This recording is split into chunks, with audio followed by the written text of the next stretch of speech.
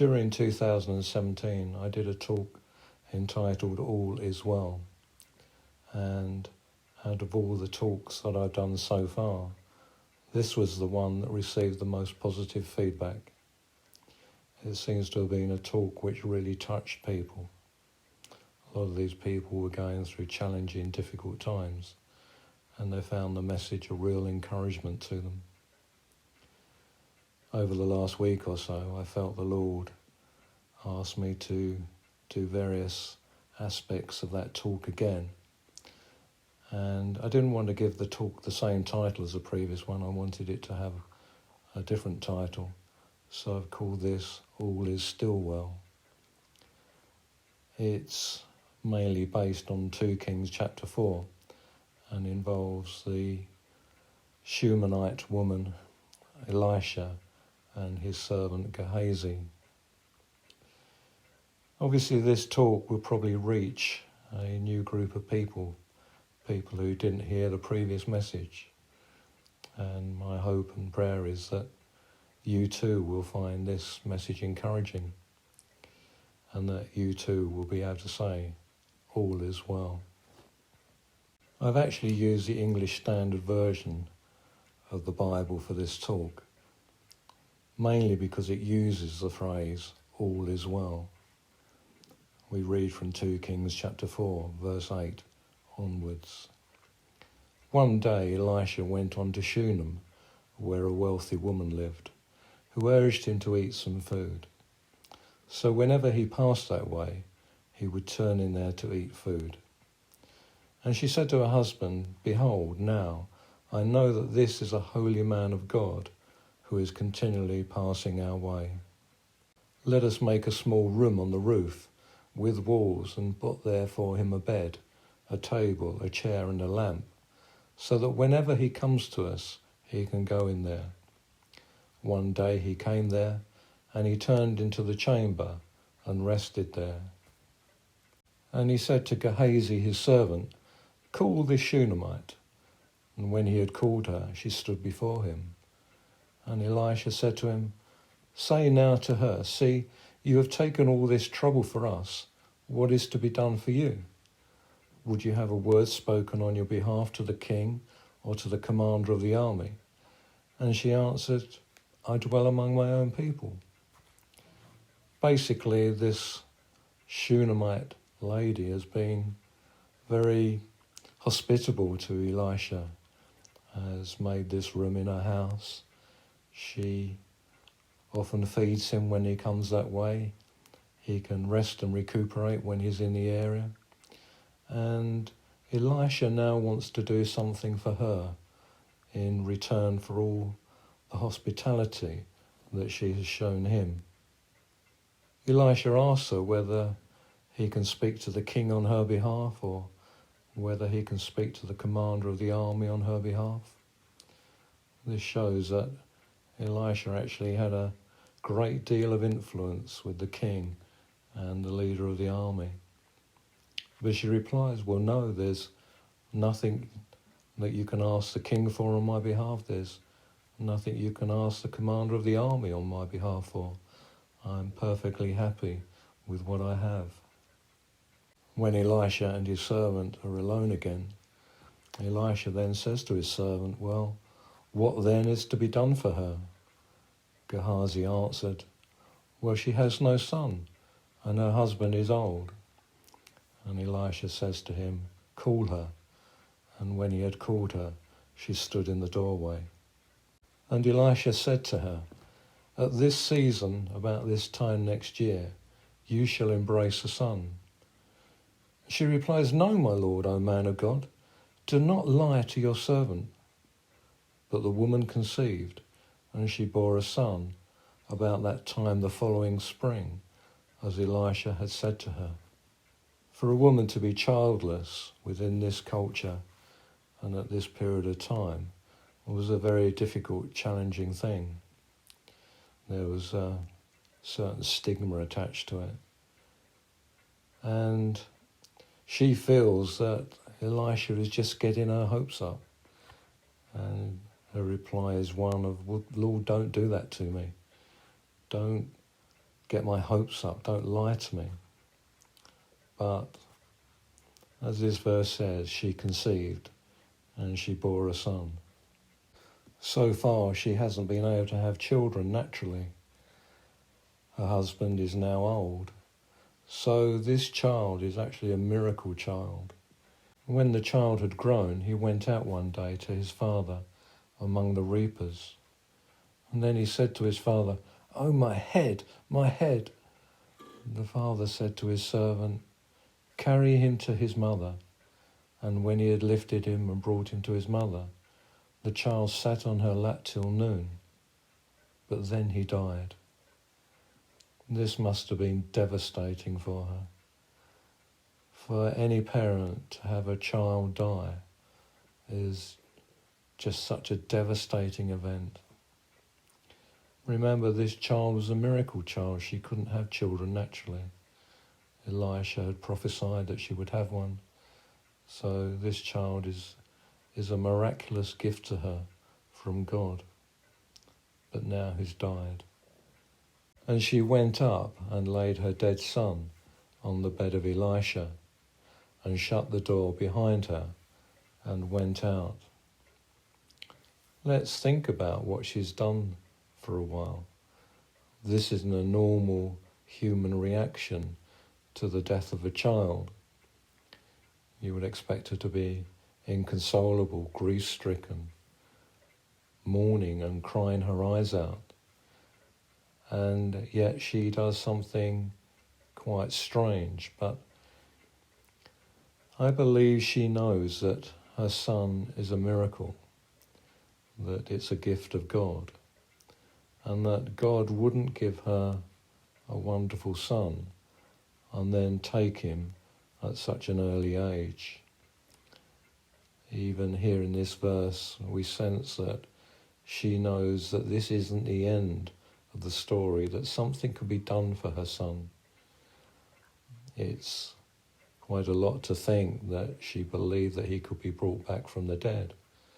But you do get that sense that this is something that is going through her mind, that from what follows in 2 Kings 4, when she goes and seeks out Elisha, that there is within her this faith rising up, that God, through his servant, the prophet Elisha, can actually redeem this situation, can do something about it, that this isn't the end of the story.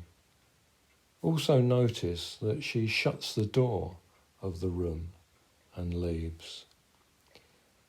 I think this shows us that sometimes as Christians, when we face difficult and challenging times, sometimes we have to shut the door on the room.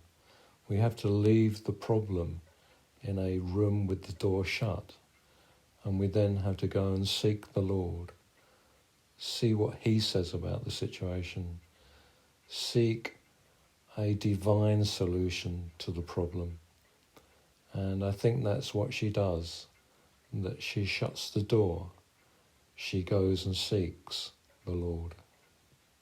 Then she called to her husband and said, "Send me one of the servants and one of the donkeys, that I may quickly go to the man of God and come back again." He says to her, "Well, why will you go to him today?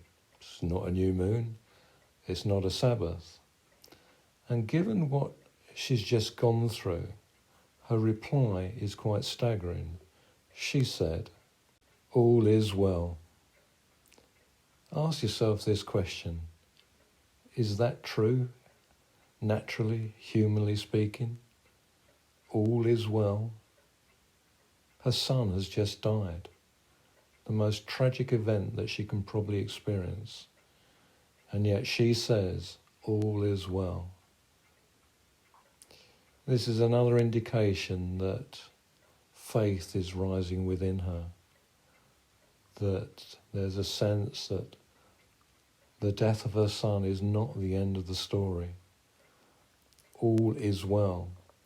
It's not well in the natural human scheme of things, but in the divine context, all is well.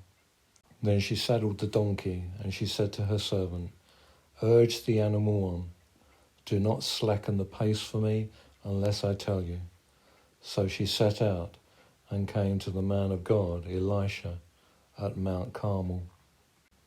When Elisha saw her coming, he said to Gehazi his servant, "Look, there is the Shunammite. Run at once to meet her and say to her, 'Is all well with you? Is all well with your husband? Is all well with the child?'" And when Gehazi comes to her and asks her these questions, she replies, "All is well." Again, this is quite amazing. The journey between Shunem and Mount Carmel is reckoned to be about 15 to 20 miles. And when you consider how long that would have taken on a donkey, she has had plenty of time to think about the situation, to dwell on what has happened, and yet her faith is still amazingly strong. When Gehazi says to her, "Well, is everything okay with you? Is everything okay with your husband? Is everything okay with your son?" She replies, "All is well." She's not looking at things from a natural human point of view. She can't be. She's looking beyond that. She's looking to what God can do. She's looking for divine answers. And her statement here is that, humanly speaking, all is not well, but divinely speaking, all is well. And when she came to the mountain, to the man of God, Elisha, she caught hold of his feet, and Gehazi came to push her away. But the man of God said to her, "Leave her alone, for she is in bitter distress. But the Lord has hidden it from me and has not told me what is going on." You get the feeling that when she comes before Elisha, that all the emotion that's welling up within inside her bursts out, and she becomes extremely distraught and distressed. Gehazi doesn't show a great deal of compassion at all in this situation. In fact, if you look at the whole of Gehazi's life and what he doesn't actually come across terribly well in his spiritual life in the way he behaves. And this is sort of a bit indicative of his nature. It's a bit difficult to understand really why Elisha has him as a servant, but that's what the Bible says. So Elisha says to her, "Leave her alone. She's in bitter distress." But interestingly, Elisha adds something and says, "Well, the Lord hasn't told me what is actually wrong with her. I have no idea why she's in distress." Then she says to Elisha, "Did I ask you for a son? Did I not say to you, 'Do not deceive me, don't get my hopes up, don't mislead me'?" At this point in time, the emotion is continually pouring out of her, and understandably so. Elisha says to his servant Gehazi, "Tie up your garment and take my staff in your hand and go. If you meet anyone, do not greet him, and if anyone greets you, do not reply, and lay my staff on the face of the child." Interestingly, the woman actually hasn't told Elisha that her son is dead. Maybe the Lord now does speak to Elisha. Maybe he senses things have gone terribly wrong in the life of that child. But for whatever reason, he says to his servant, "Go and lay my staff on the face of the child." Elisha expects that action, laying the staff on the face of the child, to have an effect. He's operated in faith. He is now operating in faith again. And he believes that what he's telling his servant to do will have an effect. Then the mother of the child said to Elisha, "As the Lord lives, and as you yourself live, I will not leave you." So he arose and followed her. As far as the woman's concerned, Elisha sending his servant Gehazi to minister to the son is not enough. She is not leaving Elisha. But she does make an interesting statement here. as the Lord lives. She's operating in faith. She has displayed that faith. And here you can see by this statement, she believes the Lord lives and that the Lord can do something in this situation through Elisha. Gehazi went on ahead and laid the staff on the face of the child, but there was no sound or sign of life. Therefore he returned to meet Elisha and told him, "The child has not awakened." Elisha expects the laying of the staff on the face of the child to have an effect. He wouldn't have said it if he didn't believe that it would work. But interestingly enough, Gehazi lays the staff on the face of the child and nothing happens. My belief is that Gehazi just didn't have the faith to believe that that would work. Gehazi is actually the hindrance in this situation. It's not Elisha's belief that laying the staff on the son will have an effect.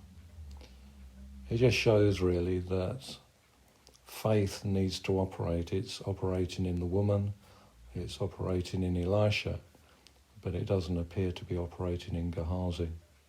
Hence the result. The story continues. When Elisha came into the house, he saw the child lying dead on his bed. So he went in and shut the door behind the two of them and prayed to the Lord. Then he went up and lay on the child, put his mouth on his mouth, his eyes on his eyes, and his hands on his hands. And as he stretched himself upon the child, the flesh of the child became warm. It's interesting that we have a similar statement that's occurred before. Elisha goes into the room and shuts the door behind. He's basically excluding the woman and his servant from seeing what's going on. And my belief is that even though the woman had a great deal of faith, she didn't have enough faith at this point in time. And as we know from what's happened previously, Gehazi was certainly lacking in faith. So Elisha makes sure that the two are excluded. He's now left on his own with the dead child, and he operates in faith. He's listening to what the Lord says, he's praying, and as we see in these verses, stretches himself out on the child, and eventually the flesh of the child becomes warm. The child's body is getting warm, but as yet there's no life flowing in him. So Elisha gets up again, walks back and forth in the house, goes up and stretches himself upon the child. The child then sneezes 7 times, and the child opens his eyes. Life has returned to the dead boy. He's now alive again. Then Elisha summons Gehazi and says, "Call the Shunammite." So he calls her, and when she came to him, he said, "Pick up your son." She came and fell at his feet, bowing to the ground. Then she picks up her son and leaves. This is a tremendous story of the faith of the woman, the faith of Elisha, and unfortunately it's not a very good sign of the faith of Gehazi. But the bottom line is, we can say, all is well. It's worth pointing out at this point in the talk that the way people approach God in the Old Testament under the Old Covenant is very different to the way we can approach God under the New Covenant. In the Old Covenant, it invariably meant going through a human mediator, like a priest if you were offering sacrifices, or if you wanted to know the will of God or for miracles to occur, you would invariably have to go through a prophet. However, in the New Covenant, we can approach God the Father directly in the name of our Lord Jesus Christ. Jesus shows us this in John 16:23-24, when he says, "Very truly I tell you, my Father will give you whatever you ask in my name. Until now you have not asked for anything in my name. Ask and you will receive, and your joy will be complete. We now come to another incident involving Elisha and his servant Gehazi, and this comes from 2 Kings chapter 6, verses 8 onwards. Once when the king of Syria was warring against Israel, he took counsel with his servants, saying, "At such and such a place shall be my camp." But the man of God Elisha sent word to the king of Israel, saying, "Beware that you do not pass this place, for the Syrians are going down there." And the king of Israel sent to the place about which the man of God had told him. Thus he used to warn him, so that he saved himself there more than once or twice. Wherever the king of Syria made his camp, Elisha, under inspiration from God, warned the king of Israel as to where the king of Syria would be. And the mind of the king of Syria was greatly troubled because of this thing. And he called his servants and said to them, "Will you not show me who of us is for the king of Israel?" And one of his servants said, "None, my lord, O king. But Elisha, the prophet who is in Israel, tells the king of Israel the words that you speak in your bedroom." The king of Syria is getting extremely miffed about what's happening. Elisha continually forewarning the king of Israel as to where the king of Syria will be is really getting on his nerves. And the king of Syria said, "Go and see where Elisha is, that I may send and seize him." It was told the king of Syria, "Behold, he is in Dothan." So the king sent their horses, chariots, and a great army, and they came by night and surrounded the city. It's quite amazing that one person, Elisha, can get under the skin of the king of Syria to such an extent that the king sends an entire army to Dothan to seize him. When the servant of Elisha rose early in the morning and went out, behold, an army with horses and chariots was all around the city. And the servant said, "Master, what shall we do?"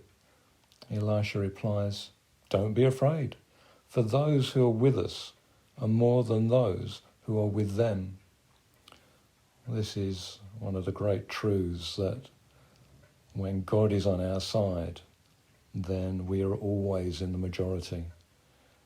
He who is for us is greater than he who is against us. And Gehazi, the servant of Elisha, is worried, but Elisha isn't, because Elisha knows all is well. Then Elisha prayed and said, "O Lord, please open my servant Gehazi's eyes, that he may see." So the Lord opened the eyes of the young man, and he saw, and behold, the mountain was full of horses and chariots of fire all around Elisha. There's 2 ways of seeing. You can see with your physical eyes, or you can see with your spiritual eyes. Elisha was seeing into the spiritual realm, the divine realm. He saw the protection that he had. He saw the armies of God. He saw these armies of horses and chariots of fire that were surrounding him. He knew God's protection. He knew that the armies in the spiritual realm on his side were vastly superior to the army of the king of Syria. Gehazi could only see in the physical realm. He could only see with his physical senses. He could only see the king of Syria and his army. He couldn't see the spiritual army, the army of God that was protecting his master Elisha. This is such an important thing to know, that there are 2 ways of seeing in life. You can see with your physical eyes, or you can see with your spiritual eyes. If you only use your physical eyes, if you only use your 5 senses and see humanly, then what you will see is the problem. You will see the challenge, you will see the difficulty. It's only when you can see into the spiritual realm that you can see the solution, you can see the divine answer to the circumstances you're in. Gehazi, with his physical eyes, only saw the army of the king of Syria. Elisha, with his spiritual eyes, saw the horses and chariots of fire. Elisha prays and asks the Lord to open the eyes of Gehazi so that he may see the forces in the spiritual realm that were acting on Elisha's behalf. And no doubt Gehazi was extremely surprised, amazingly surprised, when he saw these horses and chariots of fire. He no doubt at that point realized that the army that was for his master Elisha was vastly stronger and superior to the army of the king of Syria. When you're able to see spiritually, you're able to see with your spiritual eyes. And when you see the forces that God can muster on your behalf, when you see that God is acting for you and not against you, then you too can declare, all is well. The story continues, and when the Syrians came down against him, Elisha prayed to the Lord and said, "Please strike these people with blindness." So he struck them with blindness in accordance with the prayer of Elisha. And Elisha said to them, "This is not the way, this is not the city.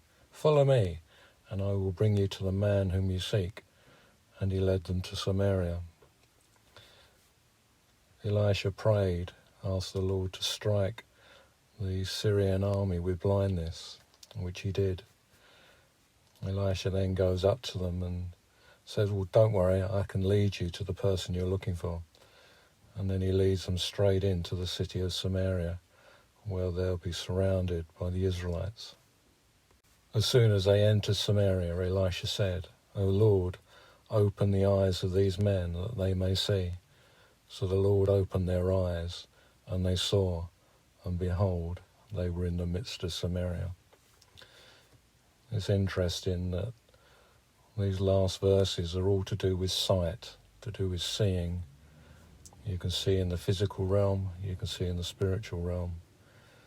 Eyes can be blinded, eyes can be opened. Let's ask the Lord to open our spiritual eyes, that we may see what's in the spiritual realm. Indeed, all is well. We now come to another incident in the life of Elisha and Gehazi, and actually it also involves the Shunammite woman who we looked at earlier, her husband and her son. 2 Kings 8, 1 onwards. Now Elisha had said to the woman whose son he had restored to life, "Arise and depart with your household, and sojourn wherever you can, for the Lord has called for a famine, and it will come upon the land for 7 years. So the woman arose and did according to the word of the man of God. She went with her household and sojourned in the land of the Philistines 7 years. At the end of the 7 years of famine, when the woman returned from the land of the Philistines, she went to appeal to the king for her house and her land. Now the king was talking with Gehazi, the servant of the man of God, saying, "Tell me all the great things that Elisha has done." This is one of those divinely orchestrated meetings where the Shunammite woman, Gehazi, and the king meet. And while Gehazi was telling the king how Elisha had restored the dead to life, behold, the woman whose son he had restored to life appealed to the king for her house and her land. And Gehazi said, "My lord, O king, here is the woman, and here is her son whom Elisha restored to life." And when the king asked the woman, she told him. So the king appointed an official for her, saying, "Restore all that was hers, together with all the produce of the fields from the day that she left until now." After being for 7 years in the land of the Philistines, and then returning to the land of Israel, she, her husband and her son will have no idea what state their land was in, what state their property was in. She may have come back and found that actually the land had been given to somebody else, that we don't know exactly what had happened. But this divine appointment occurs where the king, Gehazi, and the Shunammite woman meet. And Gehazi is talking to the king about the miracle son that she had and how that son was raised to life by Elisha. And it just so happens, well, it's a divine appointment, isn't it, that she turns up at exactly the same time when Gehazi is speaking about her miraculous child and the resurrection from the dead that occurred. And the king takes favour on the woman and says to one of his officials, restore all the land that was hers, together with all the produce of the fields from that day that she left until now. Let her have it all back. How amazing. She must have been so worried. And her husband and her son must have been worried about, well, where are we going to live? Where's our land? How are we going to make a living? And yet here we have another wonderful situation where God acts on her behalf. And I imagine that she can say, all is still well.